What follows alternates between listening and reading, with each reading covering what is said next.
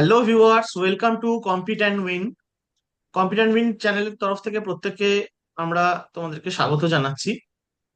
আমরা আমাদের সাথে আজকে একজন মানুষকে পেয়ে গেছি, যিনি নাকি সদ্য প্রকাশিত ডাব্লিউবিসিএস 2022 গ্রুপে ডাব্লিউবিআরএস, যেটা West Bengal revenue service integrated, সেখানে সিলেক্টেড হয়েছেন মিস্টার অনিমেষ পান্ডা। তিনি এই মুহূর্তে সম্ভবত ফিনান্স ডিপার্টমেন্টেই কর্মরত। অনিমেষ, তাই তো ভাই? ইয়েস, হ্যাঁ দাদা। একদম। তো আজকে আমাদের একটা ছোট্ট আড্ডার মতন একটা সেশন হবে। তো এখানে একদম ইনফরমালি আমরা তিনজন আজকে রবিবারের দুপুরে আড্ডা মারতে বসেছি বেসিক্যালি। এবং প্রথমেই অনিমেষকে আমাদের কম্পিউটার মিন চ্যানেলের তরফ থেকে ওর এই মানে অভূতপূর্ব সাফল্যের জন্য অসংখ্য অভিনন্দন, শুভেচ্ছা, এবং ওর ভবিষ্যৎ জীবন ধন্যবাদ। সাফল্যমণ্ডিত হয়ে উঠুক। মানে অনেক ধন্যবাদ দাদা অনেক এই অনেক opportunity-টার অনেক জন্য। অল দা বেস্ট, ঠিক আছে? তো আমরা তাহলে আমাদের সেশনটা শুরু করি। এই সেশনটা আমরা মেনলি রেখেছি হচ্ছে আমাদের যারা ফিউচার অ্যাসপিরেন্টস আছে, এবং অনিমেষ তার যে প্রিপারেশন টাইমে একটা তো প্রত্যেকেরই একটা উত্থান পতনের একটা স্টেজ থাকে।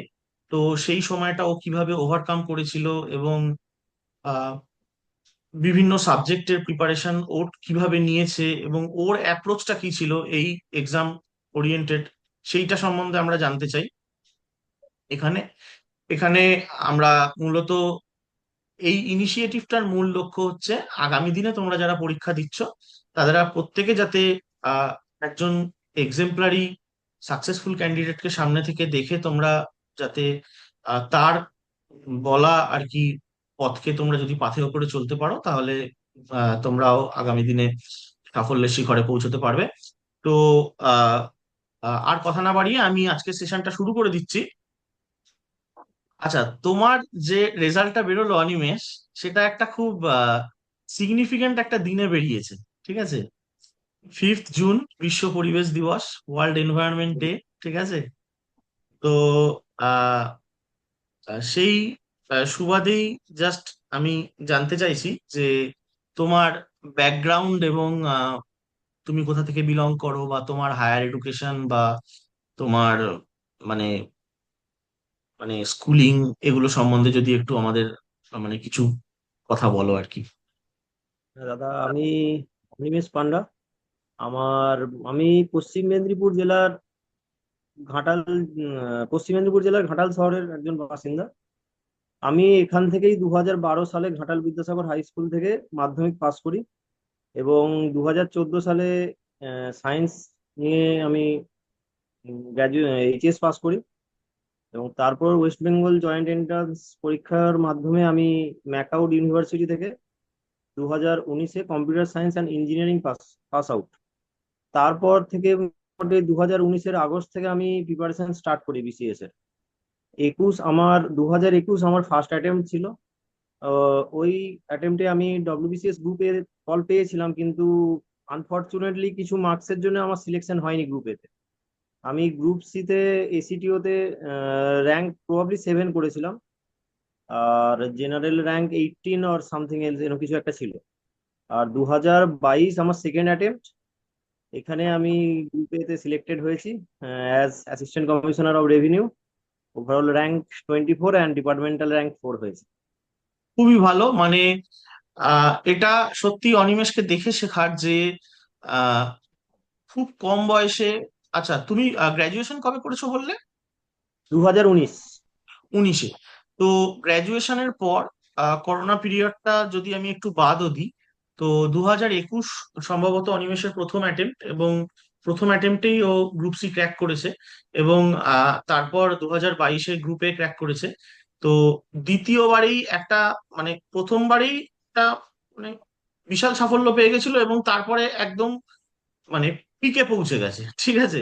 তো সেক্ষেত্রে মানে এটা সত্যি একটা ও আমাদের কাছে একটা বিরাট একটা উদাহরণ, ফিউচার অ্যাসপিরেন্টদের কাছেও একটা উদাহরণ। যে অনেকে বলে যে অনেক দিন দিচ্ছি, হচ্ছে না বা পারছি না, বা একটা খুব টেডিয়াস প্রসিডিওর পিএসসি পাবলিক সার্ভিস কমিশনের তরফ থেকে একটা যথেষ্ট একটা লেন্দি প্রসিডিওর হয় এটা। তো প্রিলিমস, মেন্স, ইন্টারভিউ, তো এটা ওকে দেখে সত্যিই শেখার। তো মানে আমার এখানে একটা প্রশ্ন থাকবে অনিমেষকে, আমার যেটা সেকেন্ড প্রশ্ন থাকবে সেটা হচ্ছে যে মানে ডাব্লিউবিসিএস এর আইডিয়াটা মানে কোথা থেকে, মানে বাড়িতে কোনো পরিবারের কোনো সদস্য কি ডাব্লিউবিসিএস এর সাথে যুক্ত, নাকি মানে কোনোভাবে মানে তুমি অন্যভাবে কোনো প্রেরণা আমার পেয়েছো? ফ্যামিলিতে গভর্নমেন্ট সার্ভিসে এসেছে। এবার আমি 2019-এ যখন আমার ফাইনাল সেমিস্টার হয়, মানে জুন জুলাই মাস নাগাদ, তখন আমাদের বাড়ির 5 মিনিট ডিস্টেন্সেই এসডি অফিস। আচ্ছা। এসডি অফিস থেকে একটা নোটিফিকেশন দেওয়া হয় যে ওনারা ডব্লিউবিসিএস এর জন্য একটা কোচিং সেন্টার স্টার্ট করছেন ফ্রি অফ কস্ট, ছেলেদের প্রিলিমস এর জন্য গাইড করা হবে।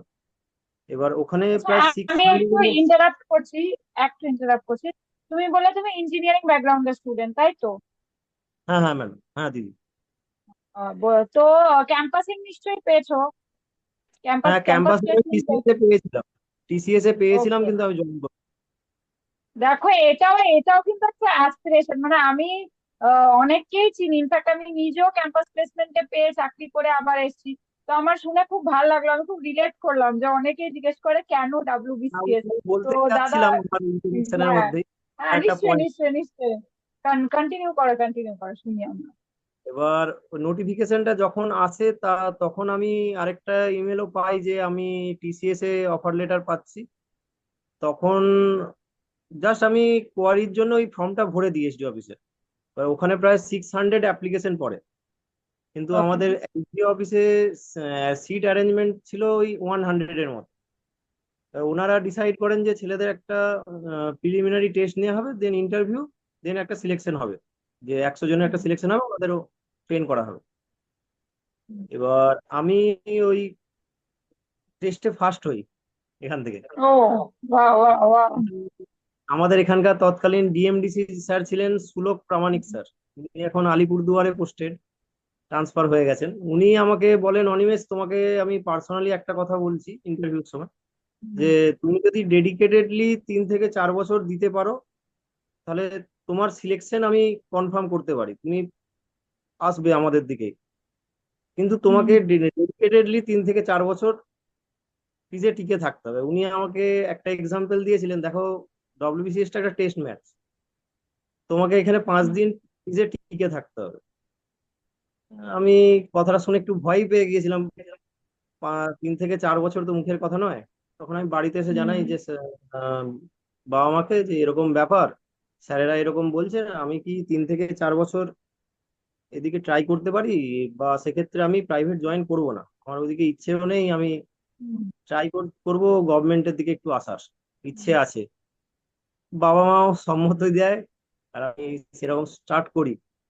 ওখান থেকেই আমার প্রিপারেশন স্টার্ট হয়, মানে পুরো জিরো থেকে ওখানে। আমি তার আগে সিলেবাস দূরের কথা, এক্সাম সম্পর্কে কিছু জানতাম না।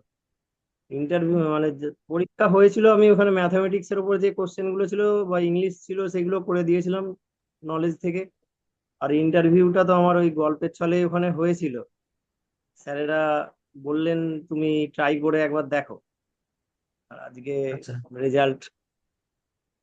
আচ্ছা, না এবার মানে অনিমেষ আমি, সত্যি ইন্সপিরেশনাল ব্যাপারটা। হ্যাঁ প্রিয়াঙ্কা, কন্টিনিউ করো।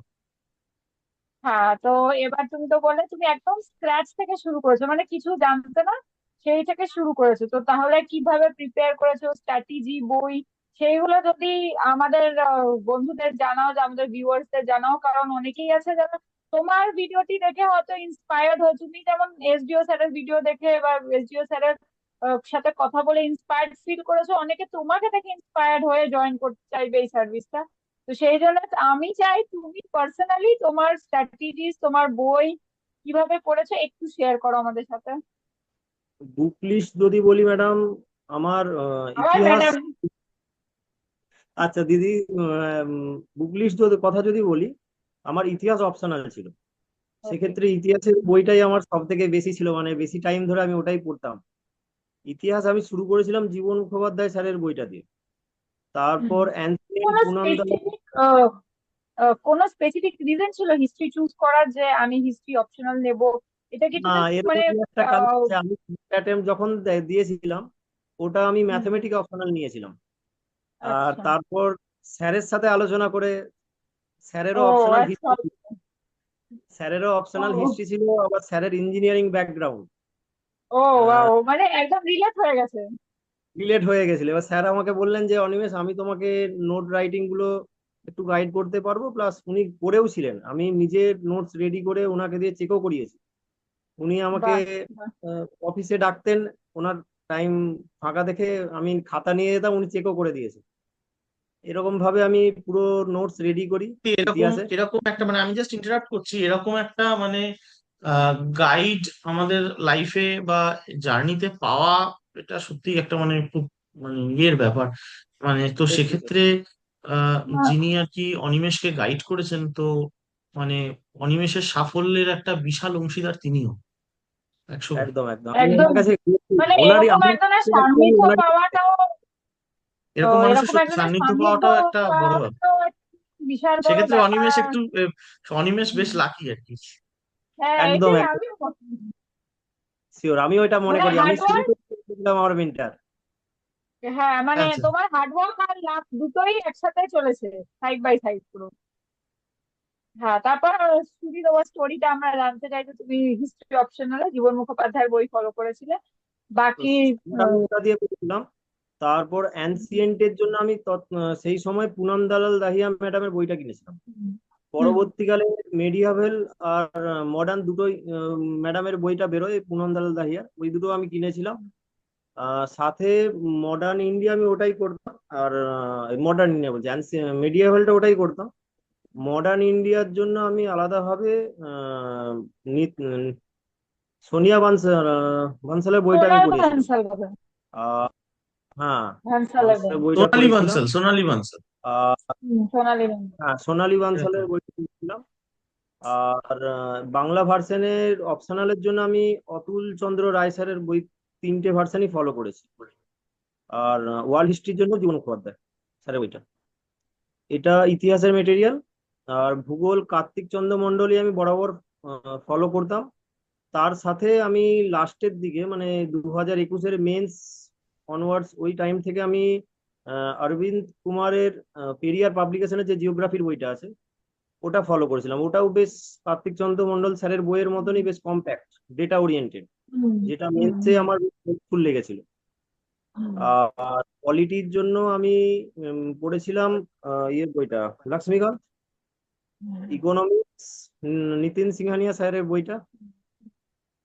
আর সায়েন্স ম্যাথমেটিক্স এই দুটো আমাকে তেমন একটা এফোর্ট দিতে হয়নি। আমার যেহেতু সায়েন্স ব্যাকগ্রাউন্ড ছিল, আমি হুম। 10, 11, 12-এর বইটাই জাস্ট একবার রিভাইজ করে গিয়েছিলাম মেন্সের আগে। আর কারেন্ট অ্যাফেয়ার্স এর জন্য অ্যাচিভার্সটা দেখতাম, আচ্ছা, এটাই। আর বাংলা ইংরেজি যে পেপার দুটো ছিল, ওটা আমি নিজে লেখা প্র্যাকটিস করতাম আর স্যারকে দেখিয়ে নিতাম। আচ্ছা। না মানে আমার এখানে একটা প্রশ্ন থাকবে যে তুমি কি কোনো পার্টিকুলার মানে যেটা আমরা শুনি যে কোনো নিউজ পেপার ফলো করা বা কোনো এই ধরনের এডিটোরিয়াল কিছু অ্যাপ ফলো করা, এরকম কি কিছু তুমি না, করেছিলে ওটা মানে? আমি ইন্টারভিউর আগেই করতাম। দুবার যে আমি বিসিএস এর ইন্টারভিউ দিয়েছি, দুবারের আগে ইন্টারভিউর লাস্ট আগে 2 মাস আমি নিউজ পেপার গুলো দেখতাম, হুম। রিসেন্ট ইনসিডেন্ট গুলো নোট ডাউন করা, প্লাস এগুলো ছিল। আর কারেন্ট অ্যাফেয়ার্সটা কোথা থেকে প্রিপেয়ার করেছো বললে? Achievers magazine. আচ্ছা। অ্যাচিভার্স ম্যাগাজিন থেকে, আচ্ছা। মানে ওটা তো দুটো ভার্সানই পাওয়া যায় বোধহয়, ইংলিশ এবং বেঙ্গলি দুটো হ্যাঁ, ভার্সানই পাওয়া যায়। হ্যাঁ। 50% পাওয়া যায়। তো অবশ্যই ইংলিশ ভার্সনটা মানে তুমি হয়তো পারচেস করেছো এবং পড়েছো। তো আহ মোটামুটি আহ তোমার কি মত মানে, ধরো এই যে তুমি অপশনাল হিস্ট্রির কথা বললে, তুমি ইঞ্জিনিয়ারিং ব্যাকগ্রাউন্ড থেকে আসার পরে ধরো অপশনাল হিস্ট্রিতে শিফট করছো, তো মানে শুরুতে একটা কখনো আনইজি ফিল হয়নি যে আমি সম্পূর্ণ ক্লাস 12-এ হচ্ছে সায়েন্স ব্যাকগ্রাউন্ড থেকে আসছি এবং ইঞ্জিনিয়ারিং ব্যাকগ্রাউন্ড থেকে হয়ে তারপরে হঠাৎ আমি একটা আর্টস এর মতন সাবজেক্টে ঢুকছি, যেখানে নাকি 3 বছরের মোটামুটি গ্র্যাজুয়েশনের মতোই প্রায় বলতে গেলে সিলেবাস রয়েছে। তো আহ মানে কি মনে হয়, মানে একটু আনইজি ফিল হয়নি প্রাথমিকভাবে? না, রিডিংটা আমার ঠিক হয়নি দাদা। তার মেইন কারণ হলো 10th স্ট্যান্ডার্ড অব্দি আমার হিস্ট্রি জিওগ্রাফি যে পড়েছি, মানে হিস্ট্রির প্রতি আমার একটা আলাদা ভালোবাসা ছিল। আমি আচ্ছা। ও হায়ার স্টাডিজও হিস্ট্রিতেই করতে চেয়েছিলাম, কিন্তু সেই মুহূর্তের সার্কামস্টান্সেস, মানে সায়েন্স যা হয় আর কি, আমাদের হ্যাঁ সায়েন্স হ্যাঁ হ্যাঁ, গ্রুপে ভালো যেটা হয়, marks যেটা পেলে হ্যাঁ যা অনেকেই হয়, প্রথম দিকে ভালো একটা স্টুডেন্ট সমস্যাটা সায়েন্সে থাকে। যাও, এটাই বলা হয়। হ্যাঁ হ্যাঁ হ্যাঁ হ্যাঁ, হ্যাঁ। এই একটা ব্যাপার থাকে। আর ইতিহাস পড়া হয়নি, কিন্তু পরবর্তীকালে যখন বিসিএস এর সিলেবাস দেখি, আমার বেশ ভালো লাগে যে এখানে হিস্ট্রির ওয়েটেজটা অনেকটা আছে। প্লাস আমার সেই পুরনো জানার ইচ্ছেটাও ইতিহাসের। ভালোবাসাটাকে আবার এক্সপ্লোর করতে পেরেছিল, একদম একদম একদম, মানে এটা তো মানে ভালোবাসাকে আবার খুবই ফেরত ইয়ে পেয়েছিলে, ব্যাপার। তাই তো?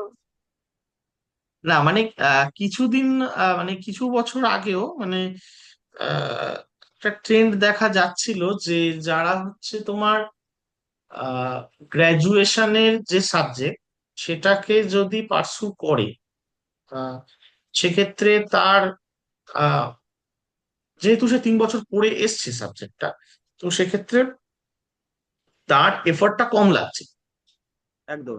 টু সাম এক্সটেন্ট, কারণ তার নোটস বা এর ব্যাকগ্রাউন্ডটা পুরো রেডি।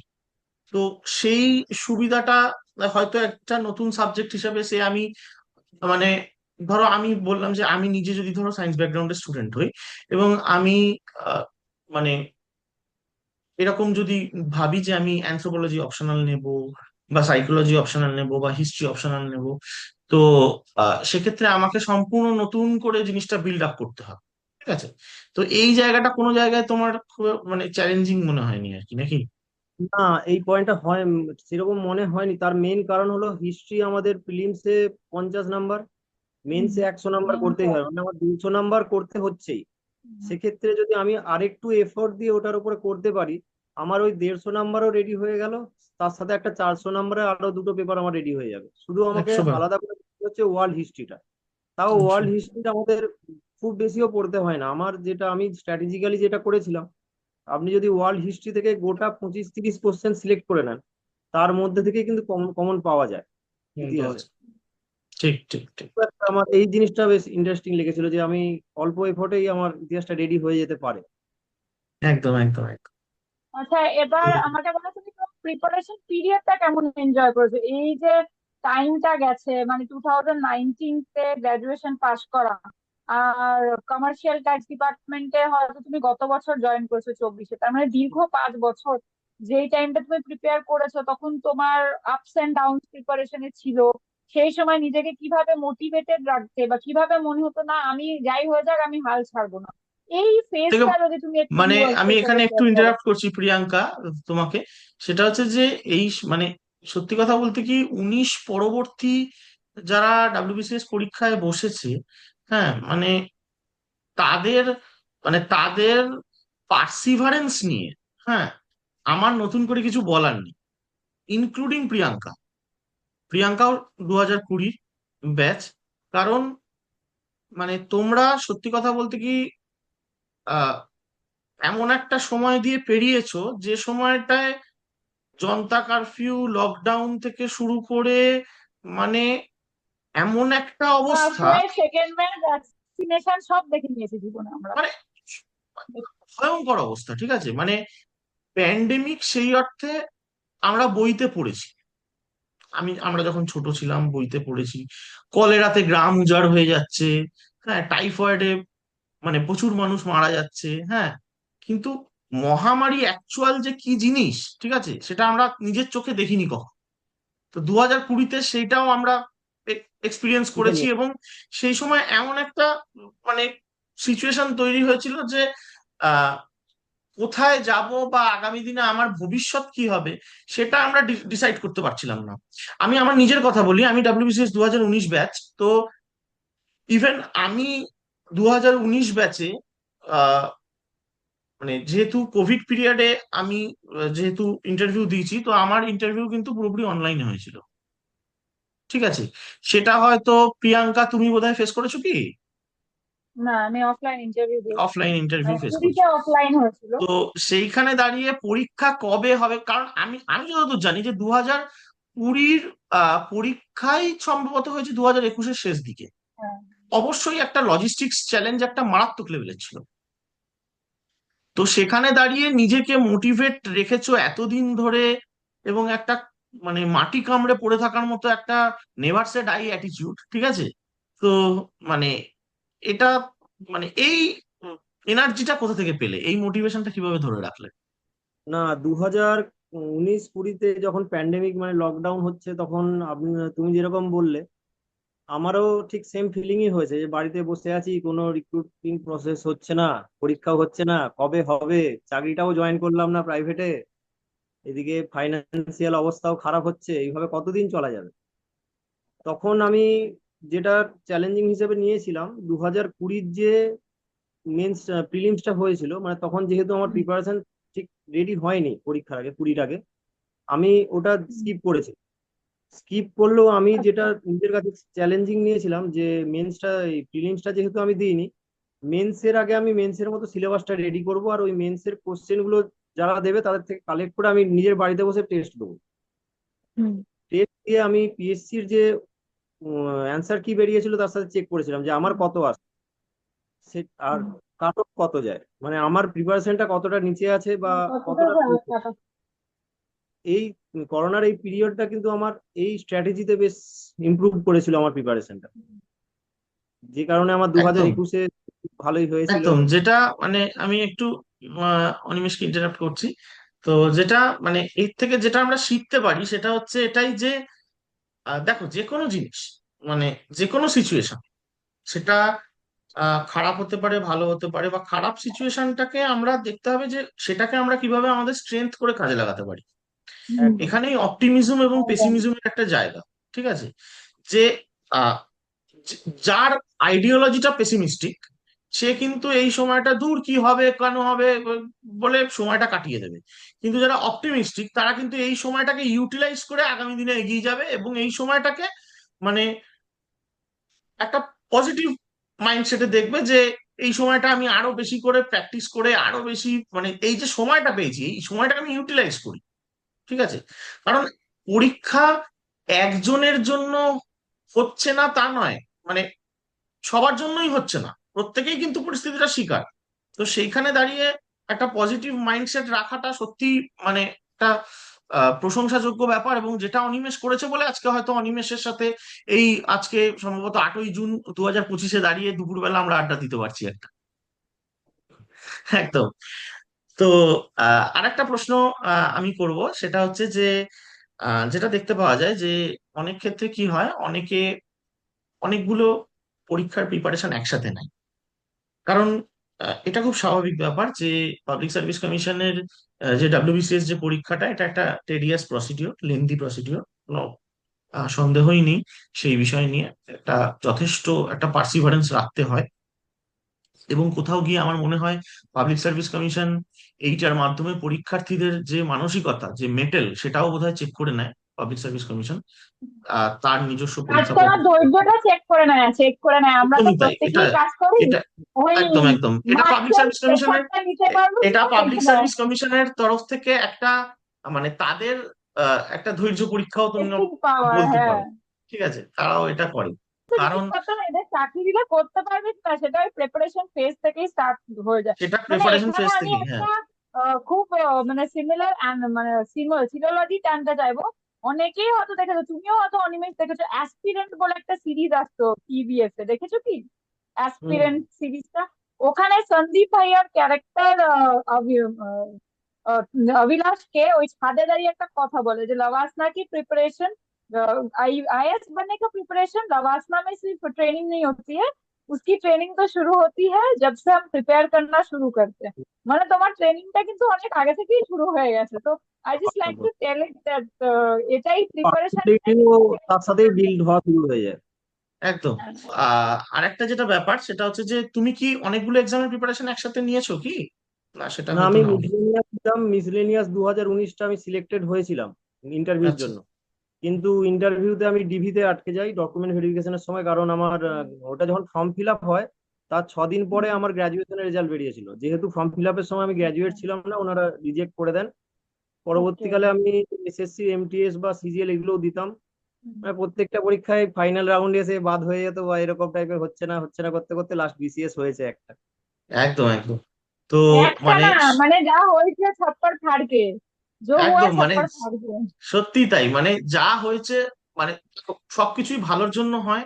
আজকে হয়তো তুমি হয়তো ইনিশিয়াল কোনো সাকসেস পেয়ে গেলে হয়তো এত বড় সাকসেসের তুমি জায়গাটা হয়তো দেখতে পেতে না। তো সেটা তোমার জন্য একটা বিশাল ব্যাপার। জাস্ট আমি আমি হয়তো টাইমের শর্টেজ আছে, জাস্ট আমি আর দুটো জাস্ট কোশ্চেন করে আমি তোমাকে এন্ড করে দেবো, কোনো অসুবিধার কিছু নেই, ইন্টারভিউ কমপ্লিট করে দেবো। সেটা হচ্ছে যে ইন্টারভিউর কথা যখন উঠলোই, তো ইন্টারভিউ ফেসটা কিভাবে প্রিপারেশন নিয়েছিলে আর কি? ইন্টারভিউ ফেজটা আমি ওই খাতায় কোশ্চেন অ্যান্সার লিখে রেডি করতাম।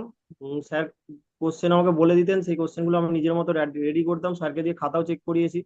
স্যারের কাছে দু একটা মক আমি ইন্টারভিউ দিয়েও ছিলাম 2021-এর আগে।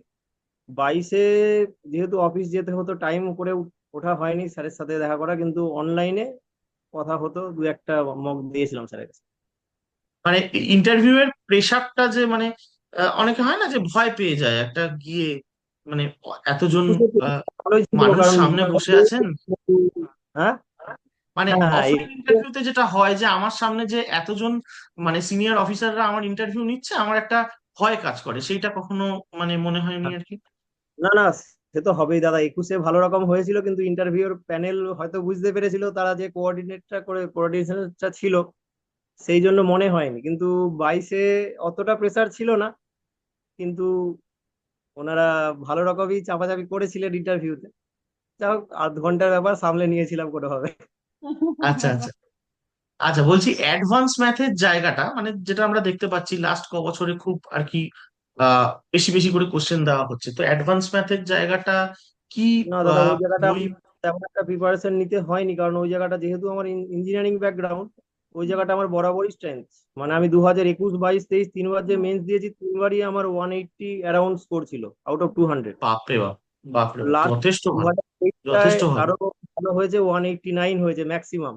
উরে বাপরে বাপ, মানে আউট অফ দিস, মানে হয়তো আরটিআই করলে ওর নাম্বারটাই হয়তো হায়েস্ট আসবে।